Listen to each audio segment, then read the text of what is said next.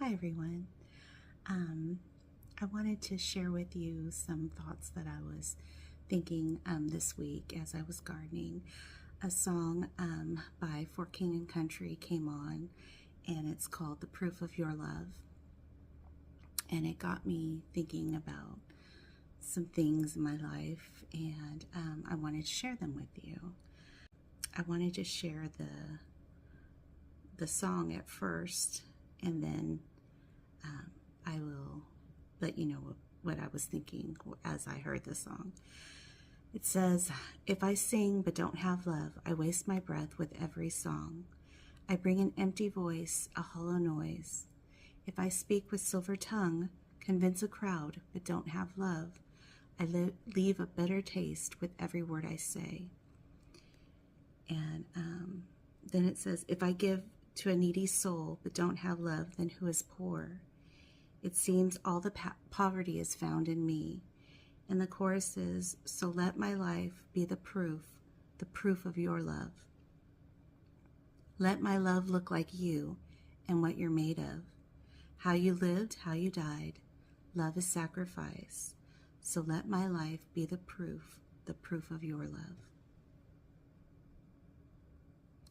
So I started writing a few things down after I heard that song. It got my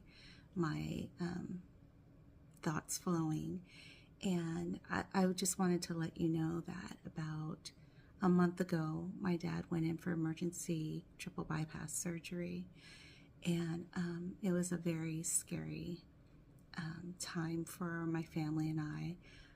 I took him to the emergency room Thursday afternoon, and Friday morning at 6 o'clock in the morning, he was having the surgery. So it was not something that we were expecting, but we thank God and we praise God that God brought my dad through it. And here he is a month later, driving, doing all the things that he was doing before. Of course, his hobbies and golfing and stuff, he has to wait a little while longer on. But I'm so thankful that God chose to let my dad come through this, because there was a few moments that night, Thursday night into Friday, that we could have lost my dad. And so I'm so thankful and grateful for the additional time that God has allowed to have my dad in my life. And so what I started to write was, what will people think of you when you come to the end of your life? I've been thinking a lot about my mortality, coming to terms with it, making peace with the fact that I'm probably eventually going to see the end of my dad's life. And my kids will eventually see the end of my life. And I wonder which of my family and friends will be at my funeral and what they will think of how I lived my life.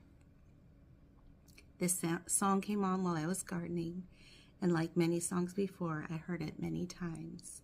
But today I felt the words and the song's message. For a long time, probably in my 20s and most of my 30s, I was an angry person.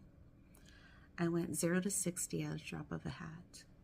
I was confrontational, and sometimes it was justified.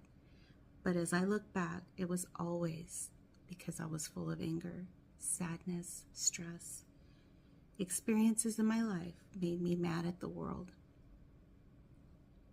I attended every argument I was invited to. But in 2014, I started to go back to church and allow God to do some open heart surgery. It took years, and then the loss of my mother, to heal my anger. Today, when I heard this song, it spoke to me. I've been in church since I was 5 years old. I sang in our youth choir as a teenager. I attended Bible college. I met my husband at a Bible study, got married, and dedicated my babies in my church. But somehow, I allowed my heart to become full of anger. When a stranger looked at me, I was ready, willing, and able to blow the hair back with my words. My words were a weapon. 10 years ago, God started to work on me. He allowed me to realize how angry I was. He started to replace that anger with love. He allowed me to recognize the hurt and anger in others and respond in a different way with care, kindness, and love. It didn't happen overnight, and there are times where I fail at showing love, but when I fail, I start back over again. Which brings me back to that song. Let my life be the proof of your love. When I come to the end of my life and my loved ones and friends think of my life, I hope they will be able to see the proof of God's love. In 1 Corinthians 13:1, it says, if I speak in tongues of men and of angels, but have not love, I am a noisy gong or a clanging cymbal. So I just wanted to share with you guys that you may be full of anger right now, and I want to let you know that I've been there. A lot of things have happened in my life that I haven't shared with everybody. Only very few people know everything that's gone on in my life.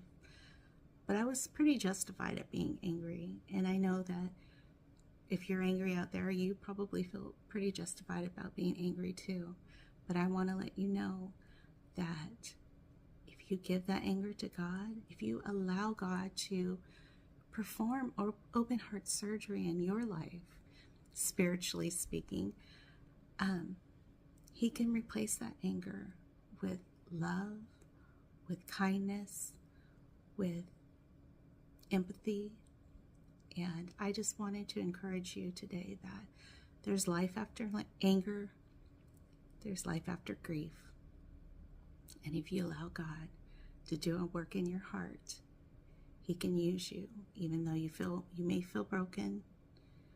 And I've shared with you that I felt broken. But you know what? I realized today as I was walking out of church, I don't feel broken today. And I won't say that I won't ever feel broken again. But today was a good day. And I was able to recognize in my heart, hey, my heart feels pretty good today. And I want to encourage you guys that there's always hope, there's always love, and God is always going to be there. And if you let Him, you can show God to others through your love. Thank you. Talk to you soon.